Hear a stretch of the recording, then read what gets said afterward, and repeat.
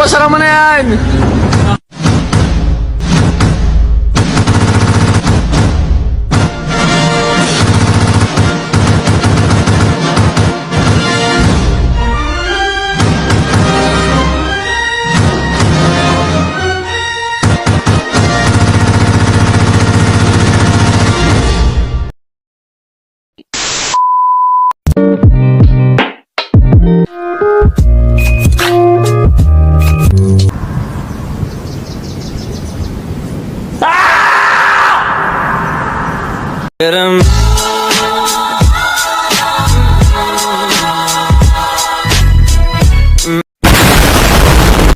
Hai guys, assalamualaikum.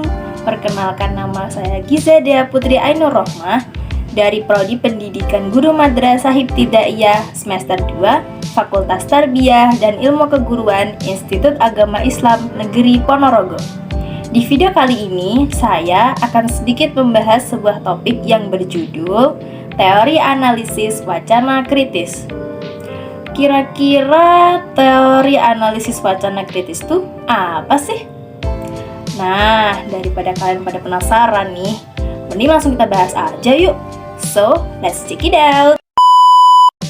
Nah, jadi kita akan membahas topik tadi nih. Jadi, apa sih pengertian analisis wacana kritis itu?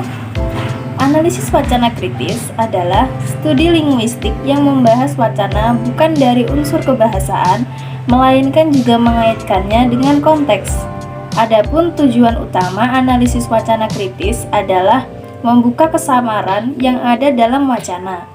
Untuk menganalisis wacana kritis, ada beberapa pendekatan yang disampaikan para ahli.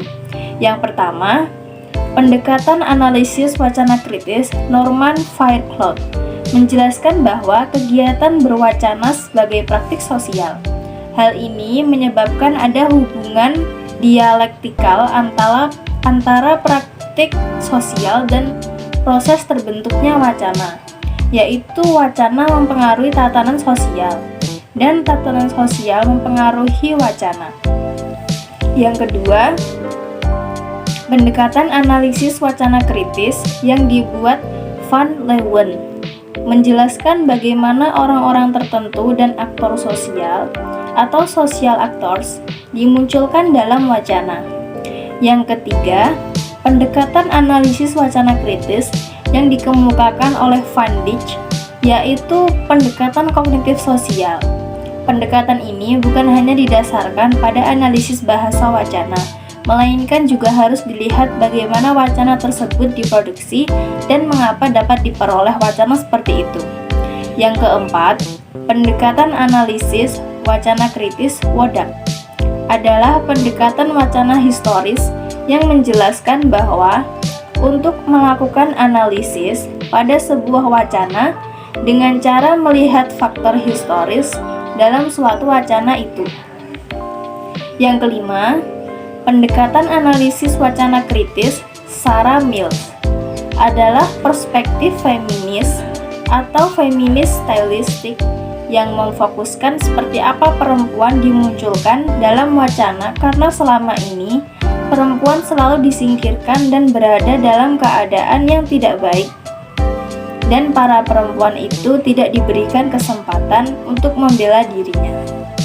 Pun karakteristik penting dari analisis wacana kritis menurut Van Dijk yang dikutip Fauzan 2014 berupa tindakan, konteks, histori, kekuasaan, dan ideologi. Yang pertama yaitu ketindakan. Karakter utama dalam analisis wacana kritis yaitu wacana sebagai sebuah tindakan. Artinya, saat berwacana, seseorang akan mengungkapkan maksudnya lewat bahasa dengan tujuan untuk memberitahukan, memerintah, mempengaruhi, membujuk, dan mengikuti apa yang menjadi keinginannya. Saat seseorang membuat tulisan yang sifatnya menguraikan, dia akan mendeskripsikan wacana tersebut dengan detail sehingga yang membaca akan mendapatkan keterangan yang jelas dan akan objek yang dideskripsikannya. Seperti contoh lain, dosen menegur mahasiswanya agar dapat menaati peraturan yang ada dan tidak mengulangi kesalahannya lagi. Dari contoh di atas, dapat dijelaskan bahwa pesan yang ingin disampaikan dilakukan secara dua arah, yaitu si penerima pesan dan pembawa pesan sama-sama memposisikan dirinya menjadi pembawa pesan. Yang kedua, yaitu konteks. Analisis wacana kritis selain mempelajari bahasa teks itu sendiri, unsur di luar bahasa pun atau konteks harus dipelajari. Konteks merupakan semua situasi dan hal yang berada di luar teks, seperti partisipan dalam bahasa, situasi saat teks diproduksi, fungsi yang dimaksudkan, dan lain sebagainya. Titik perhatian analisis wacana ialah menggambarkan teks dan konteks secara bersama-sama dalam suatu proses komunikasi. Berdasarkan penjelasan di atas, wacana dapat dibentuk berdasarkan konteks dan dapat ditafsirkan dalam kondisi dan situasi tertentu. Selanjutnya, Erianto 2001 menjelaskan bahwa konteks terbagi menjadi dua, yaitu yang pertama, berdasarkan jenis kelamin, umur, pendidikan, kelas sosial, etnik, dan agama. Yang kedua, setting sosial tertentu seperti tempat, waktu, posisi pembicaraan, dan pendengar atau lingkungan fisik. Selanjutnya, Van Dijk, Varicloud, dan Wodak yang dikutip Fauzan 2014 mengatakan bahwa analisis wacana kritis memasukkan konteks dalam lingkup latar, situasi, historis, kekuasaan, dan ideologi. Konteks latar dan situasi dalam analisis wacana kritis dapat disamakan dengan konteks situasi, konteks latar belakang, pengetahuan, latar belakang pengetahuan, apapun dalam analisis wacana pragmatis. Dengan demikian, para linguis dapat menjelaskan makna yang tersirat dari percakapan yang tersurat. Yang ketiga yaitu historis. Selain aspek tindakan dan konteks adalah aspek historis yang perlu diperhitungkan karena wacana tidak dapat dimengerti tanpa menyertakan aspek ini. Misalnya, untuk memahami makna puisi di Ponegoro karya Khairil Anwar dan mengungkapkan makna apa yang ingin disampaikan, yaitu dengan cara mengungkapkan kapan puisi tersebut diciptakan. Untuk dapat memahami suatu teks, salah satu cara yang digunakan adalah dengan memanfaatkan aspek historis. Teks dapat dipahami apabila kita dapat memberikan aspek historis apa, mengapa, di mana, dan bila mana teks tersebut dibuat.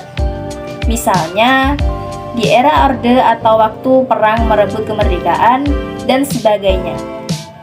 Yang keempat, yaitu kekuasaan. Aspek yang tidak kalah penting untuk membedakan antara analisis wacana dan analisis wacana kritis adalah aspek kekuasaan.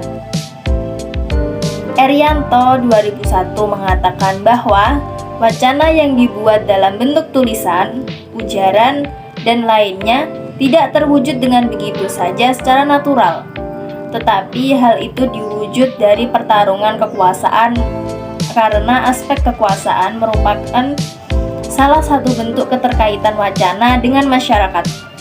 Contohnya, kekuasaan pria terhadap wanita, kekuasaan pimpinan kepada bawahan, dan dosen dengan mahasiswa. Wacana memandang aspek kekuasaan sebagai suatu kontrol. Kekuasaan berhubungan erat dengan kelompok dominan. Kelompok dominan biasanya akan menguasai kelompok yang lemah atau kelompok yang termarginalkan. Hal ini dapat terjadi menurut Van Dijk dalam Erianto 2001 karena biasanya relasi, ilmu pengetahuan, dan pengalaman kelompok dominan lebih baik daripada kelompok yang lemah atau yang termarginalkan. Yang kelima, yaitu ideologi. Dalam analisis wacana kritis, aspek ideologi merupakan kajian utama. Erianto 2001 mengatakan bahwa tulisan, ujaran, dan lainnya adalah wujud dari ideologi tertentu. Ideologi dibentuk oleh kelompok dominan yang bertujuan untuk memproduksi ulang dan mengesahkan keberadaan kelompok tersebut. Artinya, kelompok dominan mempengaruhi dan menginformasikan ke khalayak ramai bahwa keberadaan dan kekuatan mereka sudah sah. Nah, jadi itu dia guys mengenai materi analisis wacana kritis. Gimana? Sudah menjawab rasa penasaran kalian belum?